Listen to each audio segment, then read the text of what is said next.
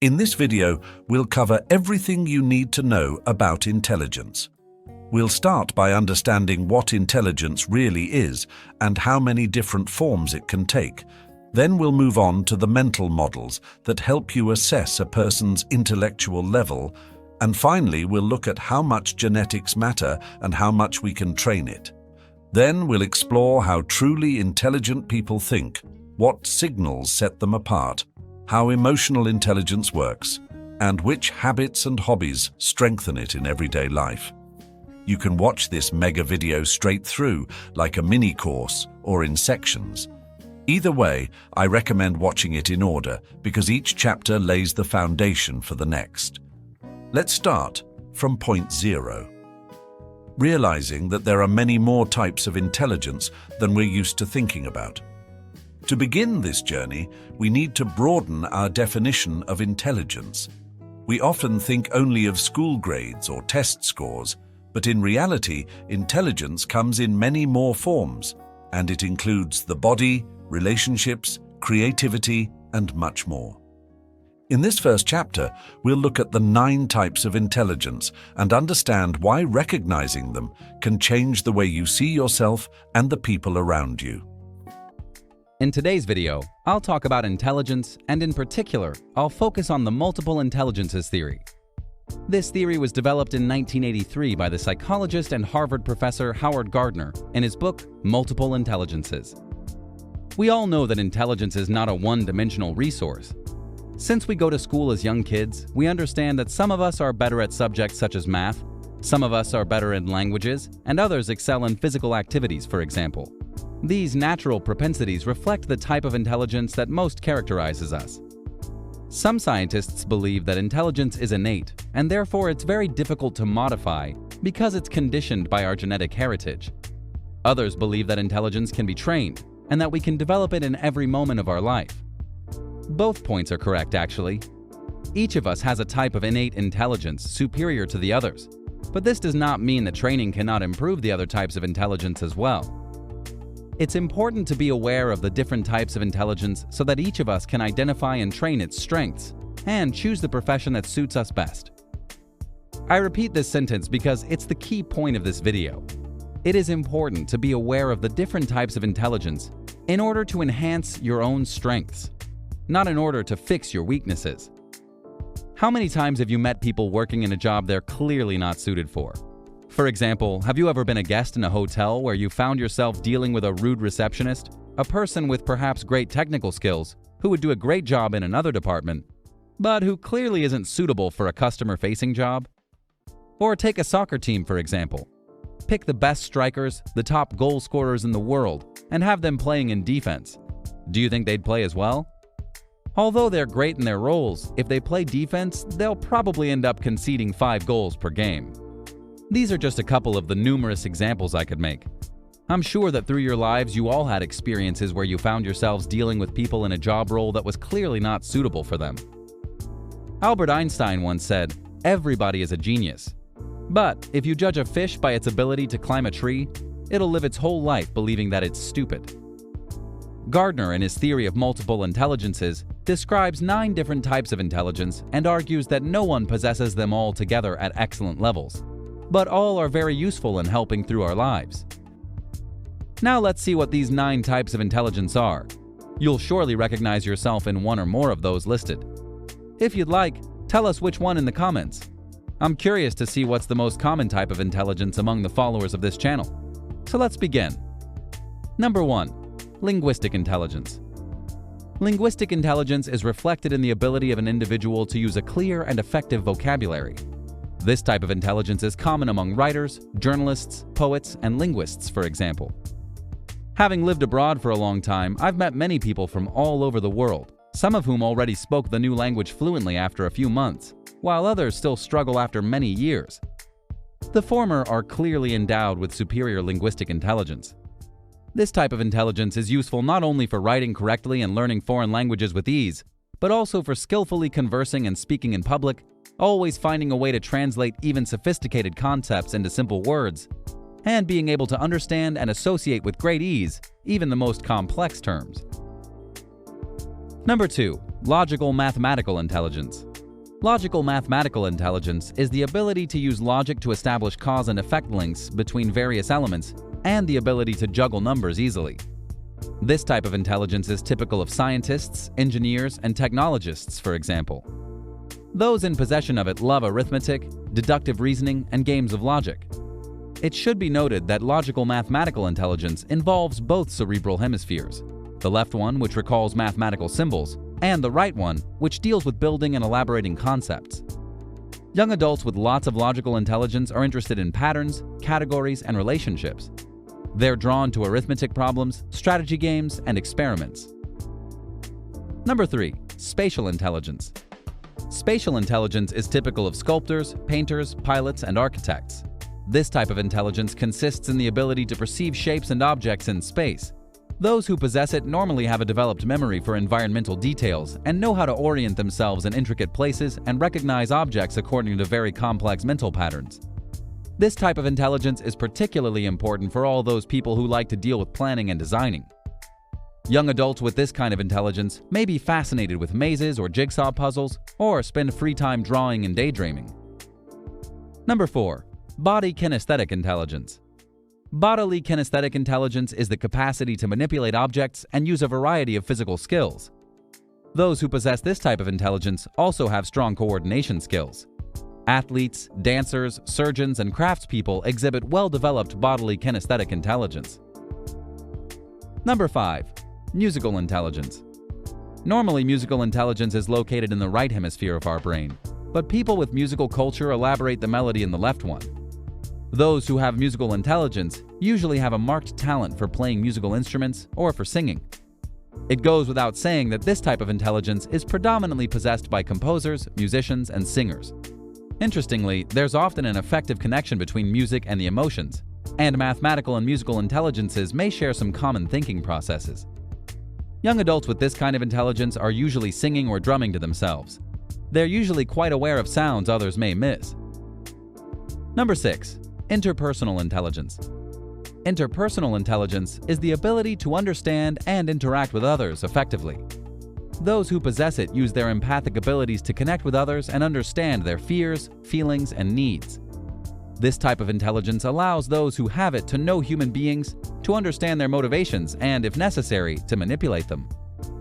Whatever type of intelligence you most associate yourself among the 9 explained in this video, this is probably the one that all of us should develop in some way, since it's fundamental in everyday relationships with others, both work-related and personal. This type of personal intelligence allows us to recognize the character and personality of those around us, to anticipate the behavioral reactions they'll have, and to act accordingly. Usually, this kind of intelligence is found in teachers, managers, political leaders, and good entrepreneurs. Young adults with this kind of intelligence are leaders among their peers, are good at communicating, and seem to understand others' feelings and motives. Number 7.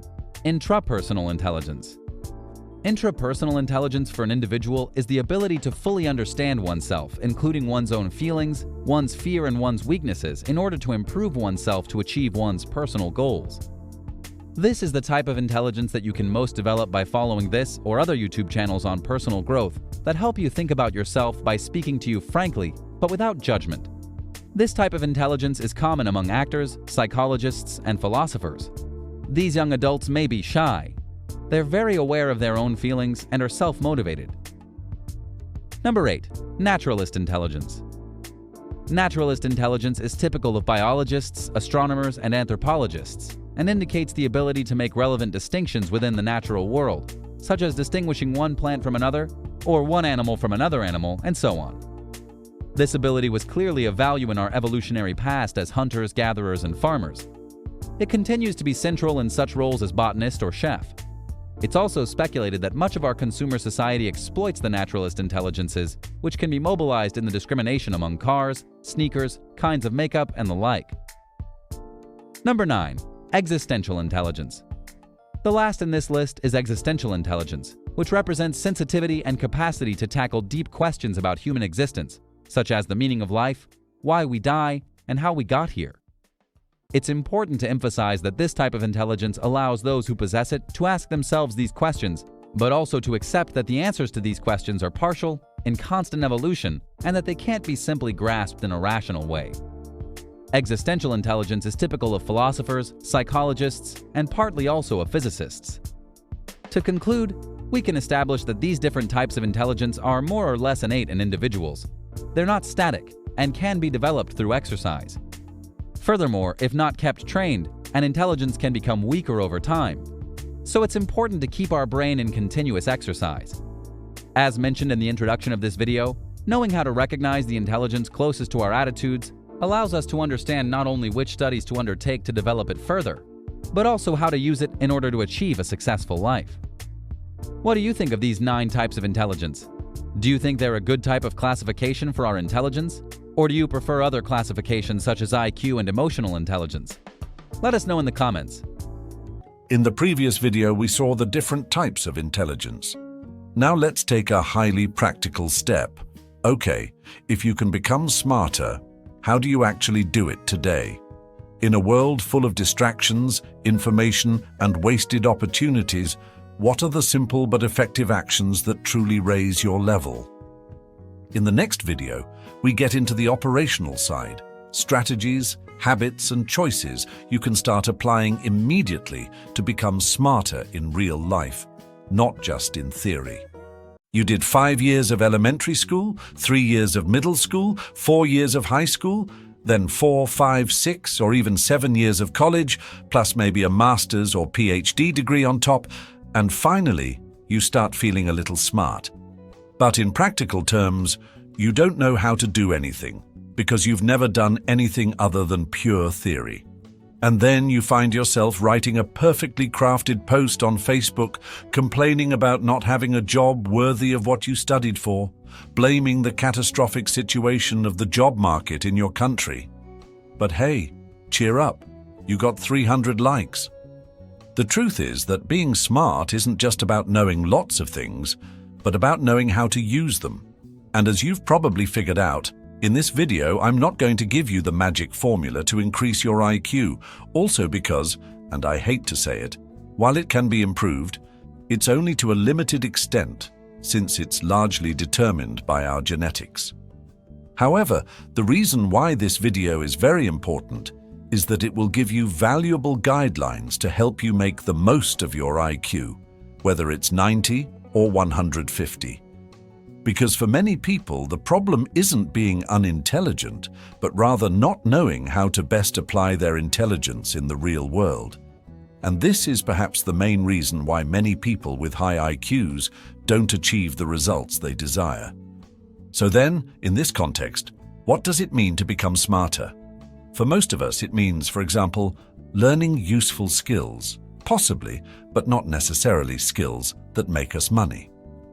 Learning to solve problems. At the root of every job that isn't pure entertainment lies the solving of one or more specific problems. If you know how to solve a problem, you'll find someone willing to pay you for your skills. Knowing how to hold your own in a discussion, whether at work, with friends, or on a date, and without necessarily coming across as a total nerd. Before we go on, let me know one skill you plan to master in the next 12 months by leaving a comment below. Now you're probably wondering, okay, but what's the secret to achieving all this? There are 2 phases. The first is reading. Okay, the few of you still listening are probably thinking, but reading is boring. And maybe you're right, but it's the best way to learn many things. And to be clear, I watch a lot of documentaries on YouTube. I love listening to podcasts, and I think these are still valid alternatives for learning. Those who condemn these learning methods don't realize that for many, the alternative to, say, a YouTube documentary on astronomy isn't an astronomy book, but rather another YouTube video where you learn absolutely nothing useful. So video, podcasts, etc. are welcome, but reading is something else. But why do I say this? Why is reading a book better? First of all, because if you really read a book attentively, you put aside all distractions, like your phone, and while reading, you're 100% immersed in what you're learning. Not only that, but your imagination gets to work. Think of when you read even a simple novel, you have to imagine the characters, the scenes, the smells, the sensations. The same happens when you read books that teach you specific skills. You read and imagine. You make your mind work. But that's not enough. As I said at the beginning, theory is only one important part of the equation. This is where the most important part comes in, the second phase. Don't stop at narrative. Do you really want to learn something useful? A new skill? You need to put into practice what you've learned, and you need to do it immediately, not after 20 years of pure theoretical study. For example, find a book that teaches you how to become a perfect handyman and solve small, everyday problems on your own, changing a car tire, repairing the washing machine, or mowing the lawn. Maybe you read it and right after you grab the tools and try to fix a leak under the bathroom sink. Don't worry, your first attempt probably won't go as you hoped, but you'll make mistakes that your brain will remember for next time and you'll do a better job. This is the problem with many people who have done tons of theory and little practice. Without practice, they're wasting time. Whether you want to work for a company or for yourself, it makes no difference. Whoever hires you wants someone who can do, not just someone who can talk. Now, let's suppose you're reading a manual on how to jump-start a car with a dead battery. In this case, you might not have two cars available to put into practice what you just learned, which is perfectly understandable, but it doesn't matter. Close your eyes and imagine, create a scenario. You're there, on the road in the middle of nowhere with your car broken down and another car stops to help, but the driver has no idea how to proceed. You're there, with the hood open, trying to connect the cables to start your car. Visualize every step. This imagination trick helps your brain remember almost as if you had done it for real. And if you want to master a practical skill, follow the 80-20 rule. You want to get 80% of the results with 20% of the effort. You don't need to know everything to be good. Just start and practice. If you really don't want to read, watch a video on how to tie a tie and try it in front of the mirror. You'll never learn just by watching. You need to try. And everything I'm saying, I say from personal experience.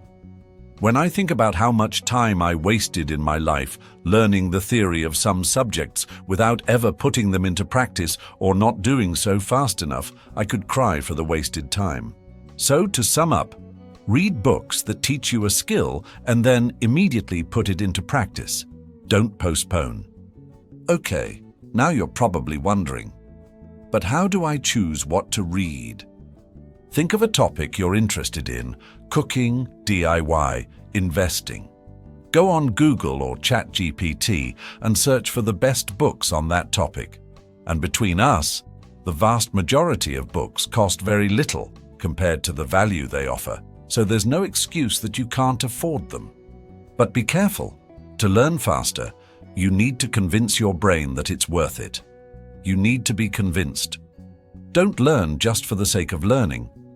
You might as well watch a movie on Netflix, because if you don't put passion into what you're studying, it'll only be a matter of time before you forget everything you learned. A year has 12 months, 365 days. Even if you dedicate just 1 hour a day to reading books and practicing these new skills, I guarantee that by the end of the year, you'll not only have acquired practical knowledge in various fields that will be useful to you in countless ways, and not only will you become a more interesting person, but more importantly, you'll also become smarter. Actually, no, let me correct myself. You'll have learned to make the most of your already existing intelligence. We can't change our genetics, but the combination of study plus practice can help us bring out the best in ourselves. And a person with an average IQ of 100 who manages to do this could easily be more successful than a person with an IQ of 150 who has never learned to fully use their potential, thinking that everything is owed to them simply because they won the genetic lottery. Put into action what you learn. Read, try, imagine. And if you ever get stuck, remember, the best way to learn something is to teach it to someone else. We've talked about how to develop our intelligence, But there's another important question. How do you recognize someone who's truly intelligent compared to someone who's simply well-informed or good at seeming smart? The answer often lies in mental models, the way we connect cause and effect, make decisions, and interpret reality. In the next chapter, we'll look exactly at that: how truly intelligent people reason, and which mental models set them apart from the crowd. Have you ever noticed how some of the world's most successful entrepreneurs and leaders see reality in a fundamentally different way? When they talk, it's almost as if they're speaking a different language. In an interview, Elon Musk describes his understanding of cause and effect this way: "I look at the future from the standpoint of probabilities. It's like a branching stream of probabilities, and there are actions that we can take that affect those probabilities or that accelerate one thing or slow down another thing.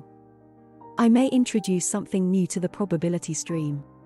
Those of you who follow this channel regularly know that we love this way of approaching life because it is very rational and leaves no room for ambiguity to cling to. Think about it for a moment. If we humans were computers, our brains would be the most important software installed inside us, and it would be up to us to test it every day and update it constantly. Subconsciously, many of us agree with this approach, but who really seeks to continuously add new knowledge and make continuous improvements to what they already know? In this video we will see how particularly intelligent people think, and I will then focus on talking about mental models, explaining with practical examples how each of you can use these mental models to potentially create something unique and special, be it a product, a service, and so on. After watching this video, if you liked it, I kindly ask you to like and share it with friends to whom you think it might be useful. Thank you very much, and let's get on with it. Billionaire Charlie Munger uses a cognitive bias checklist before making investment decisions to make sure he's applying mental models correctly, which I'll talk about in more detail in a few minutes. We all have biases that we carry with us. It is important to make sure that these do not influence our decisions. Jeff Bezos thinks of Amazon as he did on day one, and not as an established and successful company that has been around for over 20 years. These are people who have been extremely successful in the entrepreneurial field, most of them starting from scratch, people who have not been given anything for free. There are basically two types of people in this world. Those who, when faced with a problem, complain and don't really try to solve it, and those who see a problem as a challenge, as a way of challenging themselves and testing new approaches and solutions. Learning how these so-called superior minds operate will help us not only to be part of this second category, but to be successful, with tangible results. If instead of looking at those who have been extremely successful with envy or anger, as people many do, you start studying how these people approach problems and begin to follow their methodologies, in time you will reach a level that you can't even imagine. You will feel like a completely different person. When problems that you considered unsolvable in the past come up again, you will find that you can now solve them, and indeed you can solve even much more complex ones. It is a good feeling to see previously insurmountable problems, both personal and professional, and realize that you now have the tools to overcome them. Let's now look at the difference between a fairly intelligent person and an extremely intelligent one, and we do so by talking about mental models. According to the formal definition, mental models are psychological representations of real, hypothetical, or imaginary situations. In less formal terms, a mental model is a simplified version of some aspect of the world, a schematization of a particular piece of reality.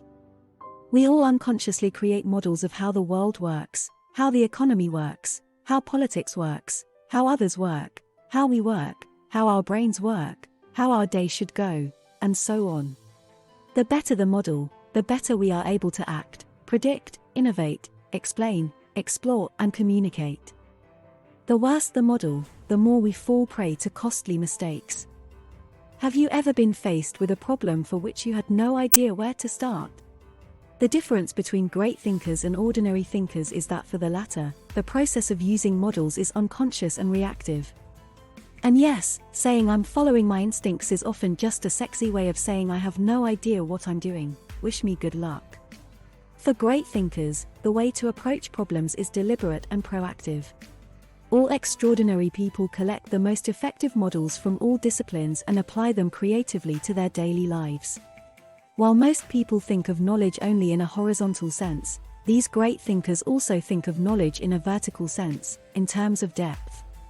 It is important to see knowledge as a kind of semantic tree. Make sure you understand the fundamentals, i.e. the trunk and the big branches, before you get to the leaves details, otherwise there is nothing to hold on to.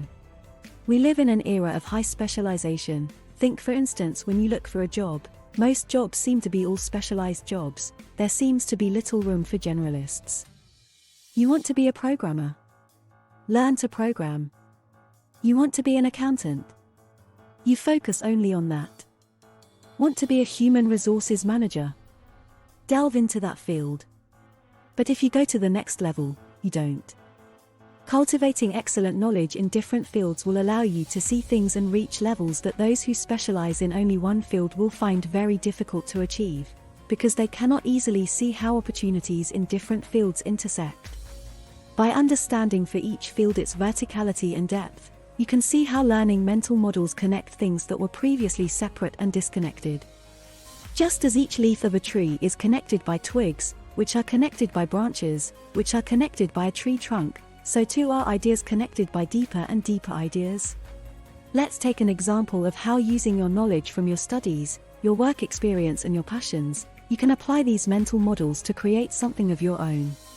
But why should we all become collectors of mental models, and how do we build these complex and accurate mental models? I will explain this with a simple example: dogs. Let's imagine for a moment that we have no idea what a dog is. We have never seen or heard of one before. Then, one day, we see an animal that looks like the image on the screen on the left and someone tells us that it is a dog. Okay, now in theory we know what a dog is. But if we have only seen one dog, we technically do not know what a dog is. With this example alone, our definition of a dog would be a big black and brown animal with pointed ears that sits and sticks out its tongue. If someone then puts a small dog in front of us and we only have this mental model in mind, we are likely to ask, what animal is this? The different types of dog on the right of the screen show us that dogs can come in all different colors, sizes, and shapes. At the same time, we can see the underlying element that they all share. This emerging element is a deeper mental model, and humans have created the word dog to symbolize this mental model. Using this mental model, therefore, it is possible to identify an animal as a dog even if one has never seen a particular breed of dog. What can we learn from this example that is relevant to our lives? Many of the world's problems stem from the overgeneralization of simplistic models, just like our hypothetical unique dog. Here are 3 main examples. Black-white thinking: you are a good or a bad person, with no gray areas in between. Us-them thinking: people outside your religion, nationality, or belief system are the enemy. All kinds of stereotypes: race, gender, politics, ethnicity, etc. Excessive application of models is no different from a carpenter trying to build a house with just one hammer. All models, however brilliant, are imperfect. The beauty of using multiple, different models is that many of the imperfections cancel each other out, allowing a new emergent model to be created that transcends all other models. And this is the key point of the video: great thinkers, the most intelligent people, improve their thinking by absorbing more information and developing a greater variety of patterns. For example, a novice chess player might only know the name of each piece and how it moves on the board. But a grandmaster has memorized no less than 50,000 pieces, mental models, of increasing complexity, including openings, closings, patterns throughout the game, and how a single move can lead to a particular outcome 10 or more moves later. Many different patterns also lead to more creativity. Nothing is truly original. Everything comes from the combination of existing elements. Children are born when a man and a woman have sex. New tools are created when pre-existing tools have sex with tools. Similarly, we can build more complex mental models by combining simple mental models. For example, by better understanding mental models of cause and effect, we can more effectively prioritize what is important to do now to achieve something we want in the future. The broader our base of mental models, the more creative the combinations we can form. The more unique our mental models are compared to others, the more we can think in ways they cannot even imagine. Through constant and diverse learning, we can organically build better and more varied models of reality. And these models will then help us navigate the world much more effectively and creatively. Just as a blueprint is needed to construct a stable building, mental models of how the world works help us build a better and more stable life. Now that we've explored the mental models of more intelligent people, it's time to get even more concrete. There are small behaviors, ways of reacting, and attitudes that are hard to fake for long.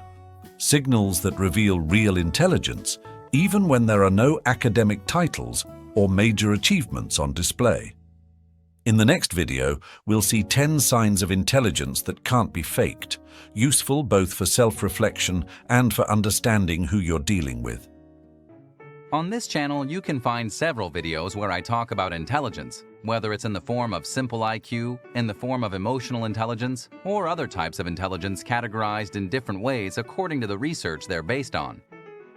All of us have happened to meet people who at first glance seemed very intelligent, perhaps simply thanks to their ability to use fancy words or quote phrases of famous authors during a conversation, quotes which they probably didn't even fully comprehend the meaning of.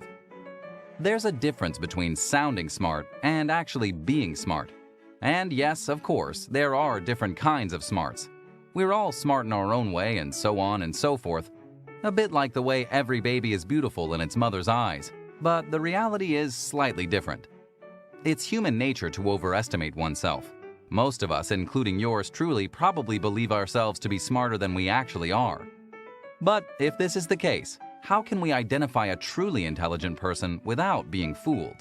In this video, we'll look at 10 signs of intelligence that can hardly be faked. So, let's see what these 10 signs are.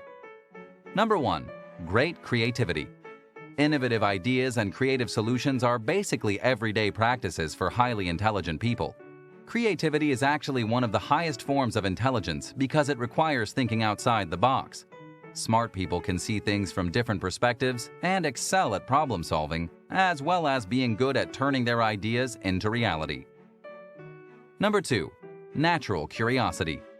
Really smart people are generally fascinated by continuing to learn new things and are therefore aware that they have gaps to fill. They know that they don't know everything. They're not afraid to learn new things, and they don't stop at looking only at the superficial side of things. Instead, they try to dig deeper to get more information about it. Number 3. Ability to be humorous. Several studies have shown that having a good sense of humor and being able to joke about your own weaknesses without always taking yourself too seriously is a great sign of intelligence. Humor and intelligence are directly related. In fact, it's been found that comedians in particular score higher than average on IQ tests. This is because humor involves not only processing information, but also finding a different point of view on this information and a perfect timing to tell the joke. Furthermore, it requires greater verbal intelligence. This unique ability, along with their presence of mind, allows them to convert even the most insignificant circumstances and things into something that will make us laugh. Number 4. Open-mindedness. This is, in my opinion, perhaps the greatest identifying mark that distinguishes intelligent from unintelligent people. Open-mindedness. Too many people take pride in what they believe and often associate their sense of self with their rigid point of view, failing to interpret certain situations from a different perspective, often lacking objectivity, even in the face of evidence. Being open-minded is the exact opposite. This does not mean being gullible or easily influenced to change one's views, but it means not being afraid to explore new concepts and ideas. If there's a single common denominator of mentally closed-minded people, it's probably to have traveled too little or to have interacted too little with people from other cultures. Unfortunately, living locked in your own small circle of friends without ever exploring or learning about new realities does not help open your mind. Number 5. Loving solitude. Smart people need their time away from the world to recharge. This doesn't mean that they hate people, but it does mean that they like to have time to themselves to reflect, brainstorm, study past experiences, and plan their next move. They understand that the more time they spend socializing, the less time they'll have for themselves and their ambitions. Of course, they have friends and family they value, but they also need alone time. Number 6, adaptability and a sense of responsibility. There is a category of people who does nothing but complain. If you, like me, still use Facebook, then take notice of your friend who today is complaining about this or that politician, and rest assured that that same friend tomorrow will complain about his or her employer, next week will complain about people, next month about the referee who caused their favorite team to lose, etc., etc., etc. In short, everything that goes wrong in his or her life is always someone else's fault. This inability to take responsibility is dictated by a lack of self-consciousness and one's individual inability to adapt to changes and new situations that may arise. For example, if in the workplace he's been doing his job the same way for 10 years and now he's asked to do it in a different and more efficient way due to the introduction of a new innovative program, rest assured that he will find a reason to complain. Damn progress. If you don't want to burn precious IQ points, I strongly recommend avoiding these kinds of toxic people whenever you can, both at work and in your private life. Number 7, ability to recognize one's shortcomings. As mentioned earlier, self-awareness is key to self-improvement. People who are too proud will have difficulty admitting their flaws, and this will be a problematic obstacle to overcome if they want to grow and improve themselves. Before you can solve a problem, you must have the ability to analyze it objectively. Intelligent people do not tie their self-worth to their ego, and in this way find it easier to accept their mistakes and move on. Being honest with oneself and others is an admirable character trait and shows high intelligence. Number 8, strong identity. Intelligent people have the wonderful gift of self-awareness. This means they're connected to their psyche and know their value, their strengths, and their weaknesses, goals, and ambitions. This does not mean that they think they are perfect, rather the opposite. They accept their insecurities instead of pretending they are not there, yet their sense of self does not waver just because they have weaknesses. Smart people work on these to fill them, while at the same time, they continue to develop their strengths. Number 9, having various interests. Smart people like to cultivate diverse interests. They have hobbies they prefer, but they don't shy away when it comes to trying something new. And they might even get sick of doing the same things over and over again faster than the average person would. They tend to cultivate different projects and interests at the same time. While many people look for ways to pass the time, smart people will be focused on making the most of the limited time they have, being aware that every minute lost is gone forever. Number 10, sensitivity to others' feelings. Intelligence is not only determined by a high IQ. Emotional intelligence is equally important and plays a significant role in achieving quality, successful relationships, and overall happiness.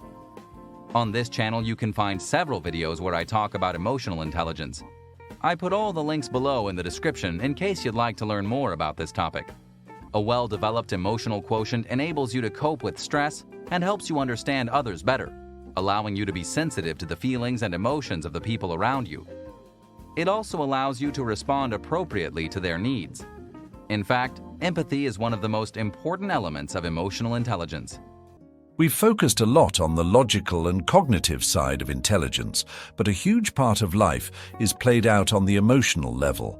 How we handle frustration, conflict, fear, and enthusiasm. Being truly intelligent without emotional maturity is almost impossible. Unmanaged emotions sabotage decisions, relationships, and projects. In the next chapter, we'll look at 10 signs of emotional maturity that also indicate a high level of intelligence, a kind of internal checklist to understand where you stand. When we think of someone who's emotionally mature, we typically picture a person who has an understanding of who they are, a person with high emotional intelligence. In other words, emotional maturity is when someone can manage their emotions no matter their conditions. They know how to react to tough circumstances and still keep them relaxed. Emotional maturity is the most important quality of great relationships. Unfortunately, we don't pick it up simply by going through puberty. We have to practice it, learn to heal our emotional pain, and slowly develop the character traits that allow us and our relationships to thrive. It's a long process, but the rewards, meaning, happiness, joy, are worth the effort. In this video, we'll see 10 signs that will tell you if you're an emotionally mature and intelligent person. Number 1. You know that people can't read your mind. There's no icon over your head telling others you're hungry, sad, angry, happy, frustrated, or depressed. You have to tell them. Instead of blaming people for not magically getting you, speak your mind to the best of your ability. Say what you really want, tell people how you really feel, and try your best to be calm and clear in the process. Being able to verbalize and communicate effectively brings benefits everywhere in your life. From emotional relationships to the business environment, most people fail because they're unable to communicate what they're feeling. And this internal frustration gets bottled up because they're not willing to put it out into the open and work on what needs fixing. Number 2. You know there's no time for passive-aggressive behavior in life. Life is short. It'll be over way too soon.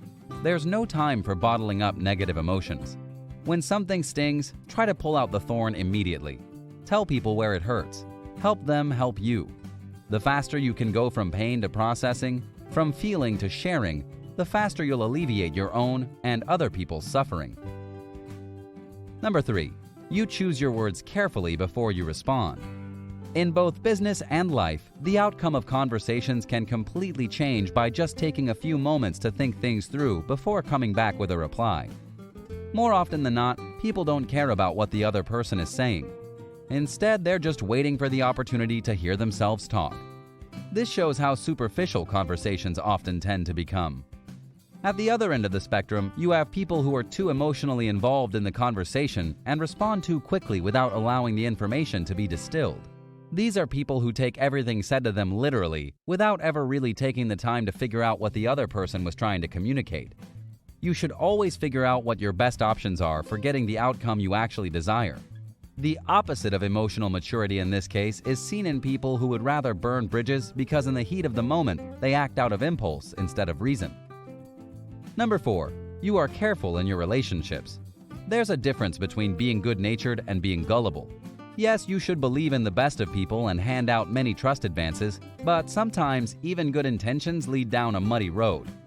No single person will solve all your problems. Everyone carries their own baggage, no matter how polished they look on the outside. Be grateful for the good relationships you have, but always be ready to reevaluate them. Take your time when you meet new people and make sure you get to know them well before giving them your unconditional trust. When you were less mature, you could develop a crush in an instant.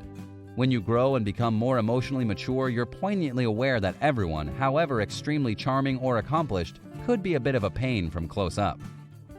Number 5. You respect diversity. In a perfect world, as long as a person doesn't harm us, our family, or society, it's none of our business what this person does. If we really can't resist the urge to judge someone though, and we pretty much all do it from time to time, a person who is emotionally intelligent and mature understands that the only factors that should be considered are this person's actions and behavior. Whether someone is a good person or not, it's not determined by the color of his skin or her skin, his or her sexual orientation, or his or her financial or social status. We use the word diversity a lot these days because discrimination is still a big problem in 2021. However, I hope that if you're still watching this video on YouTube in 2051, you'll see all humans as equal at a point where the word diversity doesn't even make sense anymore. I truly believe that we can reach such a level one day in the future, given that when it comes to discrimination today, the problem is certainly not because of the younger generations, with some rare exceptions. Generally, those who tend to discriminate the most are those who have never even tried to meet people from other backgrounds and cultures, and this has led them to have limiting beliefs that they carry with them throughout their entire life. Number 6. You expose yourself to opposite points of view in order to grow. Social media are a good representation of life when it comes to this point. For example, Facebook and YouTube algorithms have been coded to show you the content you agree with the most. So you click on the things that you like and agree with already, and you keep reinforcing your beliefs without ever questioning them with people with opposing points of view. An emotionally mature and intelligent person has the ability to understand, relate, and take value out of the opposite point of views. If a person has been successful in a certain field in life and you haven't, probably you should at least listen to what this person has to say. Of course, this doesn't mean that you need to take advice from everyone, but at least hear the other person's opinion and try to understand if there's anything useful that we can get out of it. Number 7. You know when to keep trying and when to cut your losses. The ability to simulate outcomes and predict the future is what allows us to decide correctly whether or not we should keep pursuing our particular project or cut our losses and move on. We don't need to win every battle in life. Sometimes in order to win the war, it's wise to just call it quits, admit defeat, and move on to the next battle. Pay attention to people who want to win at absolutely everything, even the smallest things, and in the process, they're compromising their long-term success. Don't be that guy. Sometimes in order to take 2 steps forward, you need to first take a step back. Think strategically. Number 8. You don't care about what other people think. You realize the minds of others are muddled places, and you don't try so hard to polish your image in everyone's eyes. What counts is that you and the people you love are okay with you being you. You give up on fame and start to rely on love. Social pressure and social anxiety are big issues nowadays, but look at it this way. When you're 20, you care about what everyone thinks. When you're 40, you stop caring what everyone thinks. When you're 60, you realize no one was ever thinking about you in the first place. People have their own life and their own problems. Don't assume that they're constantly thinking about or judging you like they have nothing else to do. Just do your own things, respect others, care about your dear ones, and try not to get stressed about the little things in life. Number 9. You get better at hearing feedback and are not afraid of asking for help. Rather than assuming that anyone who criticizes you is either trying to humiliate you or is making a mistake, you accept that maybe it would be a good idea to take a few things on board. You start to see that you can listen to a criticism and survive it, without having to put on your armor and deny there was ever a problem. An emotionally mature and intelligent person is also not afraid of asking for help. Asking for help should not be seen as a sign of weakness. In fact, it takes a lot of strength to go over our ego and look for a solution that will help us in the long run. Of course, there are times when you need to face your battles alone, and although relying on others to fight your battles for you might bring immediate positive results, it actually hurts your ability to perform consistently in the long term. So don't be afraid to ask for help, but at the same time, respect other people's time and commitments. Number 10. You admit when you're wrong and take responsibility. This is the main focal point of this YouTube channel, taking responsibility for our actions. Being able to take responsibility for our actions is the first sign that someone has reached a good level of emotional maturity. For some reason, admitting you're wrong has such a bad rap because of ego. But the more you evolve, the more you understand that this isn't the case. Admitting when you're wrong is incredibly powerful because it allows you to adjust course based on information you didn't have or didn't understand before. This is a game changer for anyone who's serious about becoming a better version of themselves and not ending up like those blaming society at every opportunity to justify their failures. Some people keep digging themselves deeper and deeper through lies and tantrums, trying to convince themselves that they are not to blame for the lack of results. Some people would rather be right, even when it comes at the expense of the relationship with their significant other, rather than admitting to be wrong, which is pretty childish behavior. Now tell us, which of these 10 points do you feel you've mastered, and on which ones do you still have a lot of work to do? After recognizing the signs of emotional maturity, the next step is, okay, but how do you cultivate all of this in daily life? People with high emotional intelligence aren't just lucky by nature. Over time, they've developed specific habits in how they think, speak, and react. In the next video, we'll look at 4 key habits of emotionally intelligent people, habits you can train day by day as well.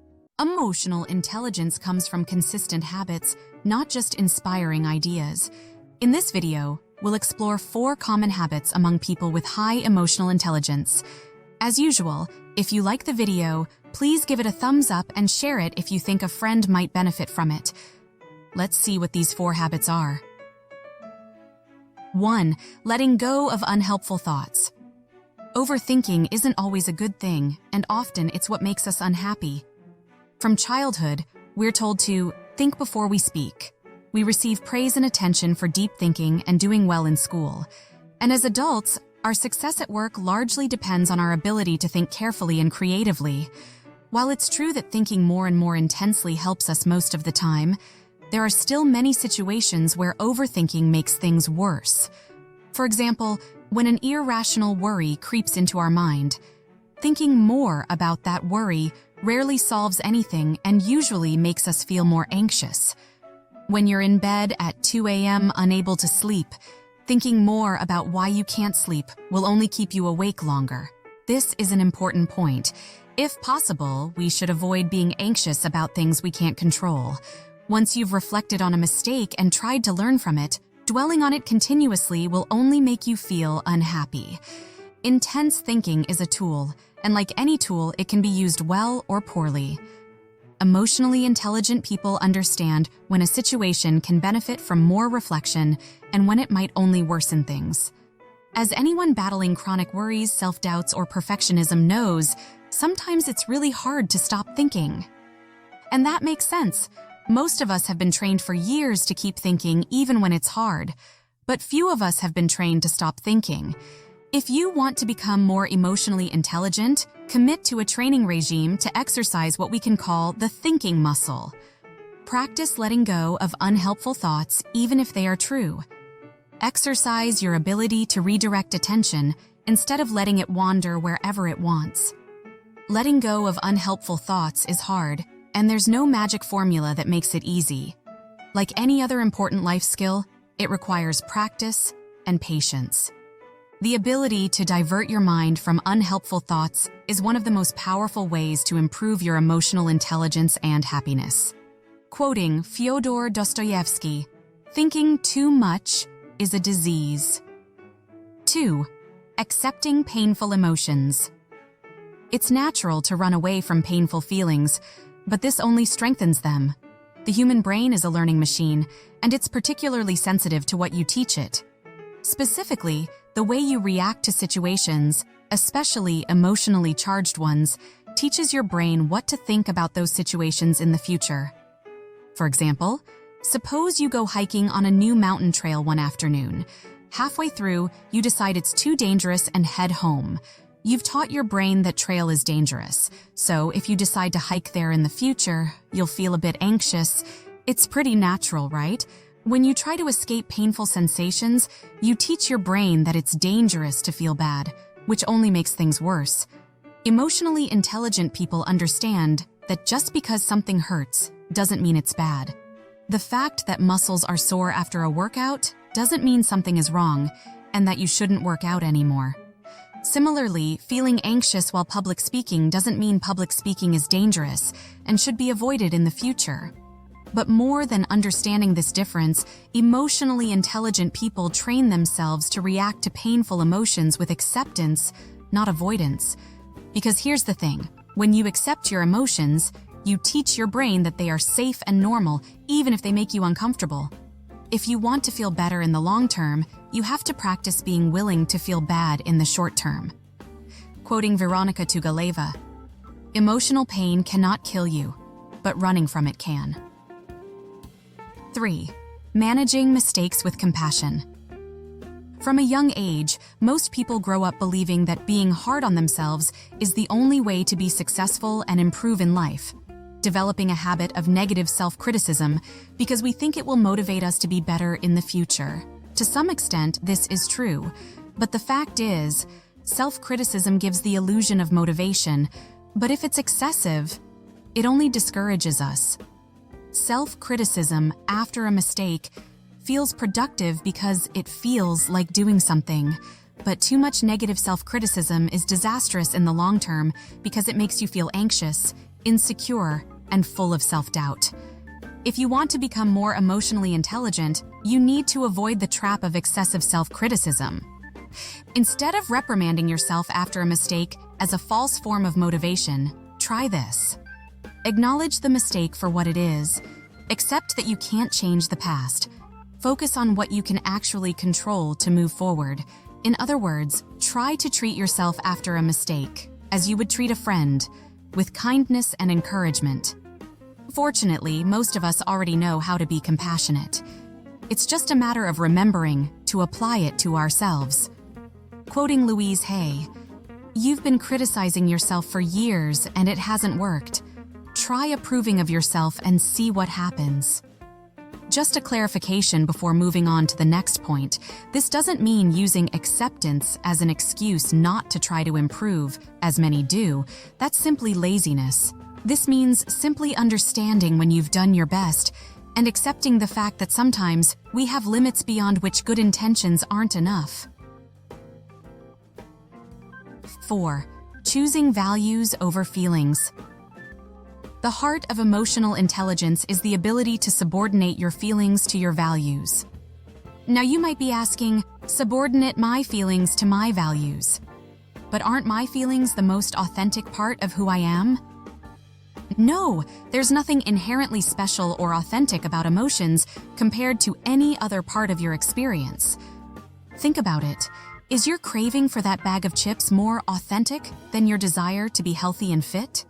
Is the thrill of flirting with that attractive coworker more authentic than your commitment to your marriage?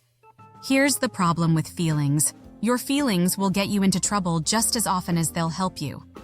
Now, I'm not saying that feelings are bad or that you shouldn't consider them. It's obvious that you should take into account what you feel. When you're walking down a dark alley at midnight and suddenly feel scared because you hear rapid footsteps behind you, that fear could be very useful. The problem is when you get into the habit of making decisions based solely on your feelings. If at work you only accept new projects when you feel confident, you'll never grow and probably miss out on some great opportunities. If you never talk about difficult issues with your spouse because you're afraid of their reaction, those problems will only get worse and escalate. If you go to the gym only when you feel excited and motivated, you'll never get in shape. Be skeptical of your feelings when they conflict with your values. To become more emotionally intelligent, practice noticing conflicts between feelings and values. Then ask yourself a simple question. What do I really want in this moment? If it helps, try to get into the habit of thinking about small desires and big desires. Small desires are things like the pleasure of tasting a chocolate bar or the relief from anxiety when you drink the first 2 glasses of beer. While not necessarily negative, small desires often distract us and interfere with our big desires. Big desires are things we want based on our values. I want to be healthy enough to play with my grandchildren without getting tired, or I want to do high-quality work. If you want to be more emotionally intelligent, practice choosing your values over your feelings. Quoting Viktor Frankl, "Between stimulus and response, there is a space. In that space is our power to choose our response. In our response lies our growth and our freedom." Now tell me, do you see one or more of these characteristics in yourself? If you like, leave a comment sharing your opinion. After this long journey through types of intelligence, IQ, personal growth, emotions, and hobbies, one fundamental question remains. What is all of this for?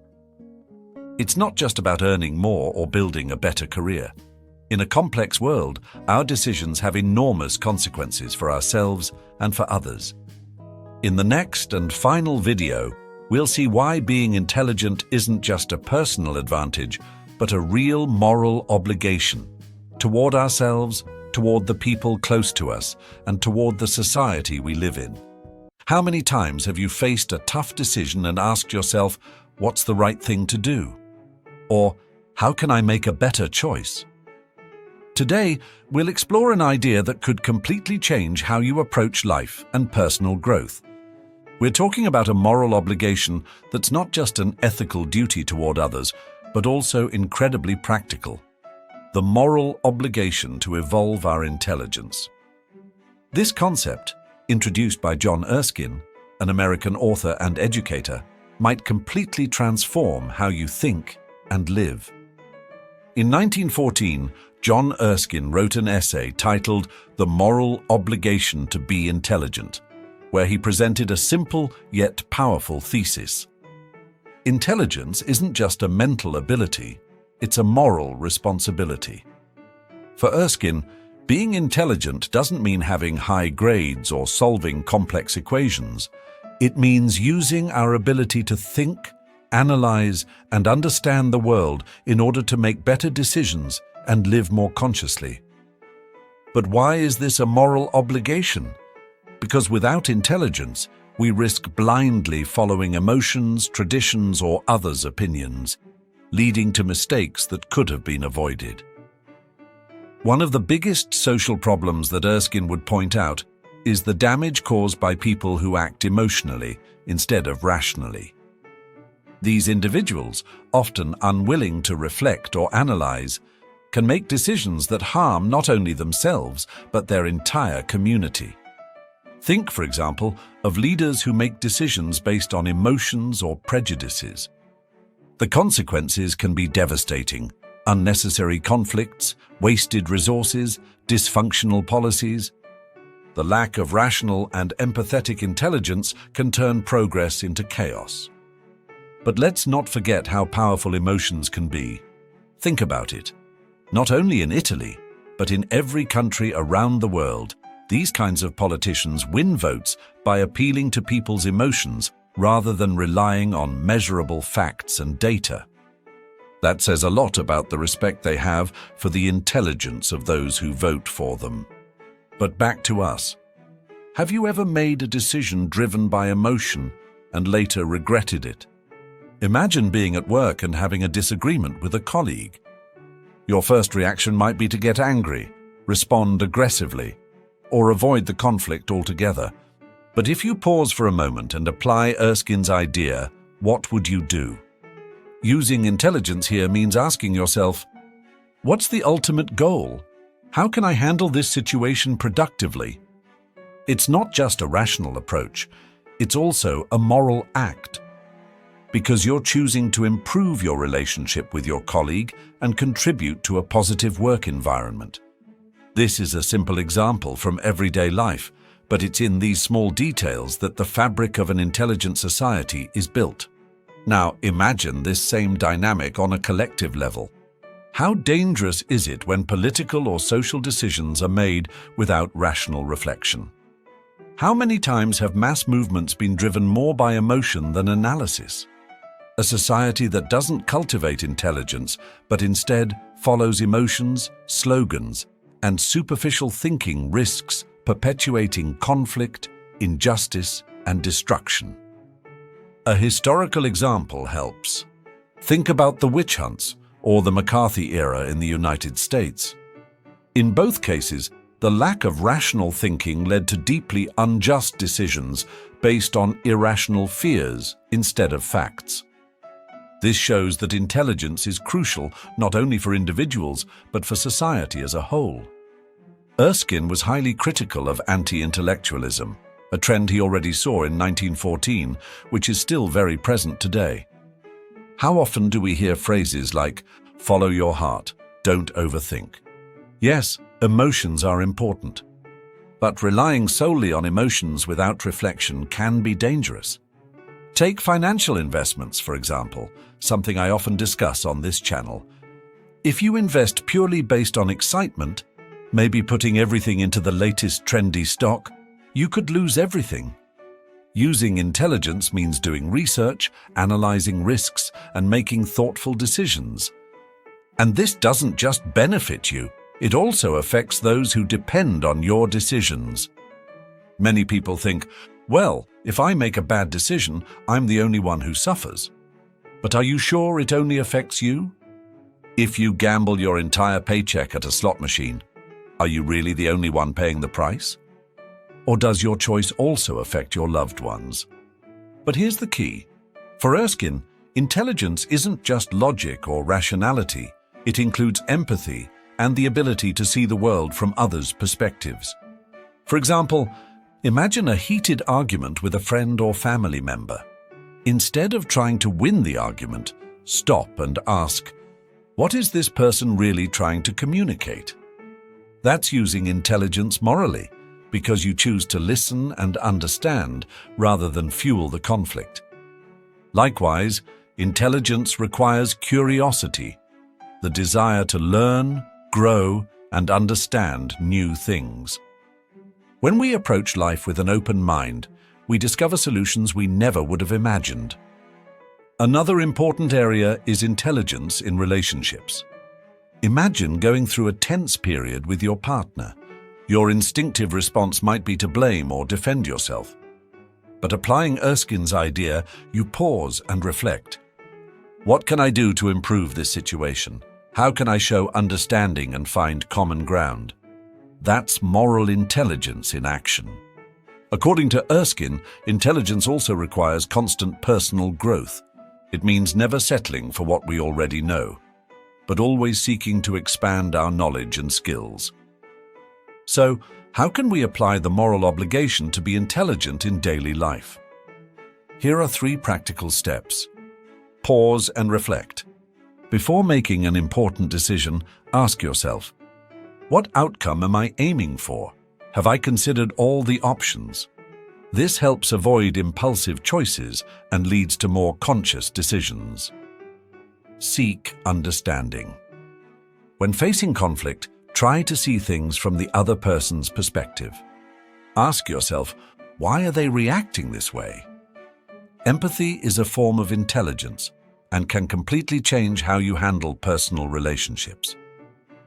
Embrace curiosity. Spend time each day learning something new, whether it's reading a book, listening to a podcast, or simply asking questions. This keeps your mind flexible and open to new ideas. By following these steps, you won't just make better decisions, you'll live a richer, more meaningful life. According to Erskine, intelligence isn't a luxury for the few. It's a moral duty for everyone. Being dumb is like being dead. The person who's dead doesn't suffer, but the people around them do. Every day we have the opportunity to use our intelligence to make the world a better place, not just for ourselves, but for those around us. John Erskine left us with a powerful message. Using intelligence isn't optional. It's a moral responsibility. Every day we face choices that demand reflection, empathy, and curiosity. If we apply these principles, we can truly transform both ourselves and the world around us. If this message inspired you, let us know in the comments. What are the biggest challenges you face when it comes to making rational, rather than emotional, decisions? We've reached the end of this long journey into intelligence. In this video, we've seen that intelligence isn't just a number on a test, but a set of different abilities: logical, emotional, practical, creative, and social. We talked about IQ, fluid, and crystallized intelligence, how much the environment matters compared to genetics, mental models, the signs of real intelligence, emotional maturity, habits, and even hobbies that train the mind. And we widened the lens to culture, levels of development, and the role each of us plays in this system.